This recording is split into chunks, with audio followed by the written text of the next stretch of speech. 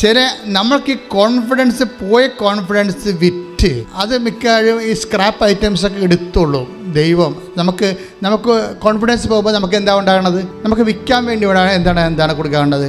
നിരാശ. കോൺഫിഡൻസ് പോകുമ്പോൾ നമുക്ക് എന്താണ് ഉണ്ടാകുന്നത്?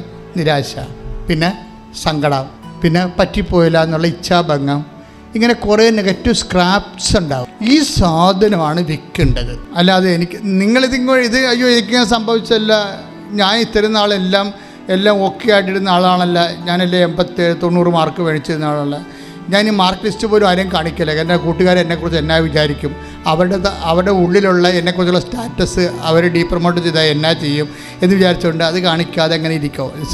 അച്ഛൻ പറഞ്ഞാൽ ഇത് നിങ്ങൾക്ക് മാർക്ക് കുറവാണ്, നിങ്ങൾ എൻ്റെ അടുത്ത് പറ്റിപ്പോയതാണെന്നുള്ളത് കൂട്ടുകാരറിയണമെങ്കിൽ അറിയിക്കണമെന്നാണ് എൻ്റെ അഭിപ്രായം. ആധ്യാത്മികമായിട്ട് അതിനൊരു 10-80 മാർക്കോളം കിട്ടും.